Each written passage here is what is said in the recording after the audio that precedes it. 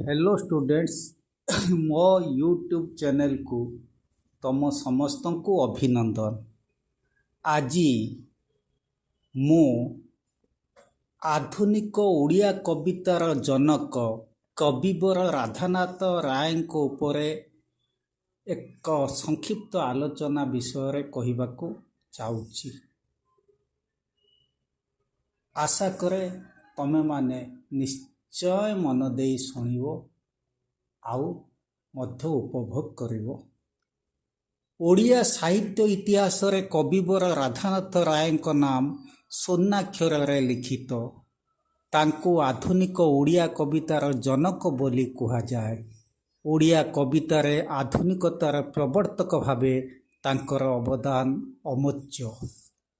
राधानाथ राय जन्म हुए 28 सेप्टेम्बर 1948 मसीह ओडिशार बालेश्वर जिलार सोर ब्लॉक अंतर्गत केदारपुर ग्राम।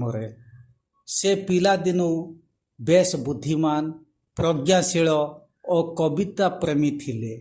शिक्षा शेष करी से इंग्राजी शिक्षक भावे किछि दिन कार्यरत हेले एवं परे शिक्षाधिकारी भावे ओडिशार विभिन्न स्थान रे काम कले। तांको कवितारे प्रकृतिर चित्रण, देशप्रेम, जीवन तत्व और मानवीय संवेदनतार सुंदर समन्वय देखा मिले। चिलिका, दरबार, नंदीकेश्वर, उषा, केदारगौरी आदि काव्य गुड़िक तांको सृजनतार अमूल्य उदाहरण।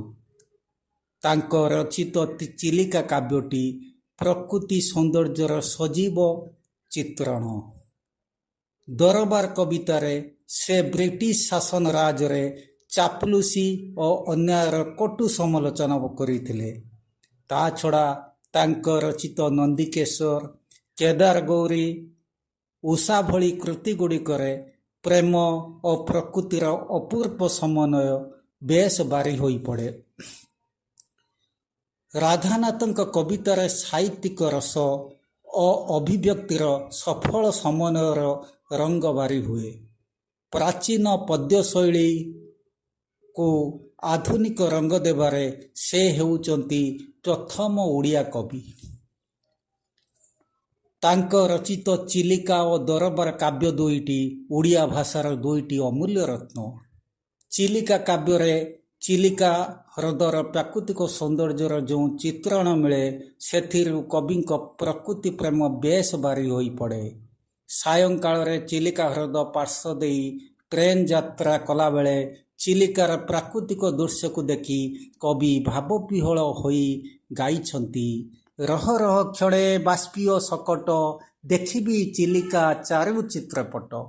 अर्थात रे बाष्प चालित रेलगाड़ी किछि क्षण पाई रही जा और मते चिलिकार प्राकृतिक सौंदर्य को उपभोग करने को सुजोग दे।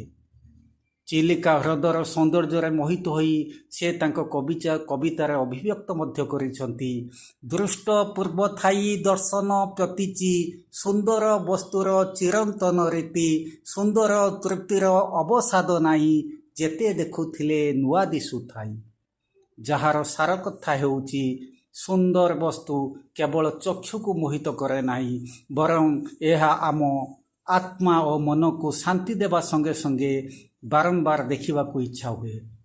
सेहीपरि दरबार कवितार कवि इंग्रेज मानक कुशासन और भारतीय मानकर इंग्रेज मानक प्रति चाटुकारता को अति सुंदर भाव उपस्थापन करिसंती। उक्त काव्य से इंग्रेज मानक समालोचना करी लिखिचंती।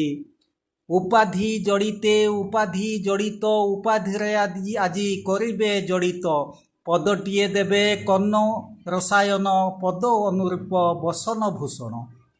यही स्टांजार आक्षरिक अर्थ हेउची जो भारतीय माने ब्रिटिश राजर अन्याय विरुद्ध रे स्वर उत्तोलन करि आसुचंती सेमाने आज दंडित हेबे। मात्र जो माने चापलुसी करी ब्रिटिश सरकार को खुशी करि परिचंती सेमाने आज उपाधिधारी ब्रिटिश मानव अधिकारी द्वारा पद कमंडन करेंगे। यही महान कविंकर 1908 ମସିହାରେ ଦେହାବସାନ ହୋଇଥିଲା। ତାଙ୍କ ଲିଖିତ କାବ୍ୟଗୁଡ଼ିକ ଆଜି ବି ଓଡ଼ିଆ ସାହିତ୍ୟକୁ ପ୍ରେରଣା ଦେଉଛି ଓ ପାଠକମାନଙ୍କୁ ମନମୁଗ୍ଧ କରୁଛି। ଭକ୍ତ କବି ରାଧାନାଥ ରାୟ କେବଳ ଯେ ଜଣେ କବି ଥିଲେ ତା ନୁହେଁ, ବରଂ ସେ ଥିଲେ ଓଡ଼ିଆ ସାହିତ୍ୟର ଆଧୁନିକ ଯୁଗର ସ୍ଥାପକ। ତାଙ୍କର କୃତିଗୁଡ଼ିକ ଓଡ଼ିଆ ସାହିତ୍ୟକୁ ଗୌରବାନ୍ୱିତ କରିବା ସଙ୍ଗେ ସଙ୍ଗେ ଆଗାମୀ ପିଢ଼ିକୁ ପ୍ରେରିତ କରିବ। ବର୍ତ୍ତମାନ ମୁଁ ମୋ ଲିଖିତ ରାଧାନାଥ ରାୟଙ୍କ ଉପରେ ସଂକ୍ଷିପ୍ତ ଆଲୋଚନା ଭାଗଟି ଶେଷ କଲି। ଆଶା କରେ ତୁମ ସମସ୍ତଙ୍କୁ ଭଲ ଲାଗିବ। ଜୟ।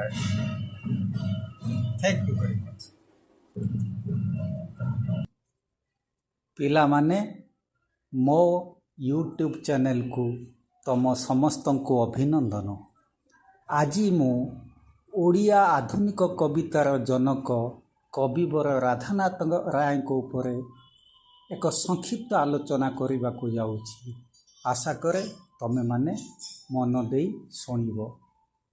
ଓଡ଼ିଆ ସାହିତ୍ୟ ଇତିହାସରେ କବିବର ରାଧାନାଥ ରାୟଙ୍କ ନାମ ସ୍ୱର୍ଣ୍ଣାକ୍ଷରରେ ଲିଖିତ। ତାଙ୍କୁ ଆଧୁନିକ ଓଡ଼ିଆ କବିତାର ଜନକ ବୋଲି କୁହାଯାଏ। ଓଡ଼ିଆ କବିତାରେ ଆଧୁନିକତାର ପ୍ରବର୍ତ୍ତକ ଭାବେ ତାଙ୍କର ଅବଦାନ ଅମୋଚ୍ୟ।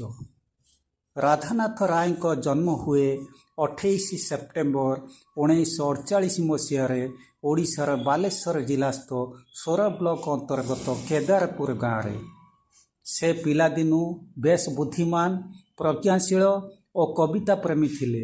ଶିକ୍ଷା ଶେଷ କରି ସେ ଇଂରାଜୀ ଶିକ୍ଷକ ଭାବେ କିଛି ଦିନ କାର୍ଯ୍ୟରତ କଲେ ଏବଂ ପରେ ଶିକ୍ଷାଧିକାରୀ ଭାବେ ଓଡ଼ିଶାର ବିଭିନ୍ନ ସ୍ଥାନରେ କାମ କଲେ। ତାଙ୍କ କବିତାରେ ପ୍ରକୃତିର ଚିତ୍ରଣ, ଦେଶପ୍ରେମ, ଜୀବନ ତତ୍ତ୍ୱ ଓ ମାନବୀୟ ସମ୍ବେଦନତାର ସୁନ୍ଦର ସମନ୍ୱୟ ଦେଖିବାକୁ ମିଳେ।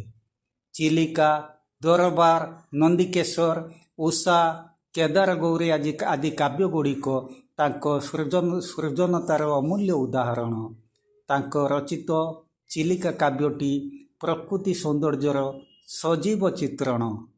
ଦରବାର କବିତାରେ ସେ ବ୍ରିଟିଶ ଶାସନ ରାଜରେ ଚାପଲୁସି ଓ ଅନ୍ୟାୟର କଟୁ ସମାଲୋଚନା କରିଥିଲେ।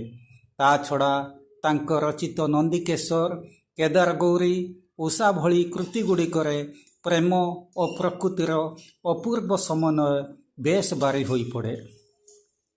ରାଧାନାଥଙ୍କ କବିତାରେ ସାହିତ୍ୟିକ ରସ ଓ ଅଭିବ୍ୟକ୍ତିର ସଫଳ ସମନ୍ୱୟର ରଙ୍ଗ ବାରି ହୁଏ।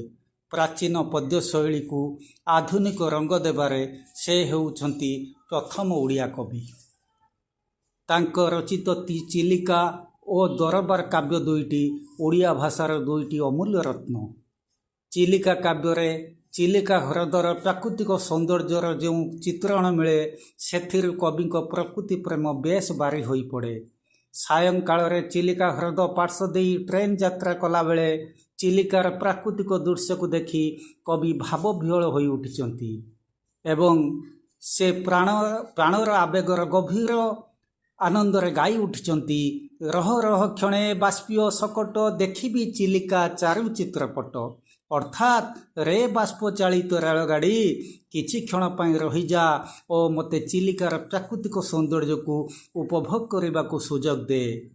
ଚିଲିକା ହ୍ରଦର ସୌନ୍ଦର୍ଯ୍ୟରେ ମୋହିତ ହୋଇ ସେ ତାଙ୍କ କବିତାରେ ଅଭିବ୍ୟକ୍ତ କରିଛନ୍ତି।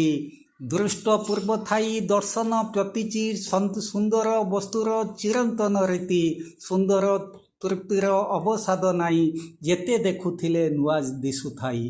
ଯାହାର ସାର କଥା ହେଉଛି, ସୁନ୍ଦର ବସ୍ତୁ କେବଳ ଚକ୍ଷୁକୁ ମୋହିତ କରେ ନାହିଁ, ବରଂ ଏହା ଆମ ଆତ୍ମା ଓ ମନକୁ ଶାନ୍ତି ଦେବା ସଙ୍ଗେ ସଙ୍ଗେ ବାରମ୍ବାର ଦେଖିବାକୁ ଇଚ୍ଛା ହୁଏ।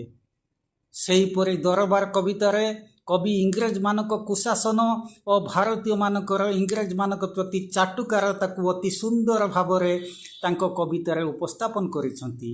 ଉକ୍ତ କାବ୍ୟରେ ସେ ଇଂରେଜୀମାନଙ୍କୁ ସମାଲୋଚନା କରି ଲେଖିଛନ୍ତି, ଉପାଧି ଜଡ଼ିତେ ଉପାଧି ଜଡ଼ିତ, ଉପାଧିରେ ଆଜି କରିବେ ଜଡ଼ିତ, ପଦଟିଏ ଦେବେ କର୍ଣ୍ଣ ରସାୟନ, ପଦ ଅନୁରୂପ ବସନ ଭୂଷଣ।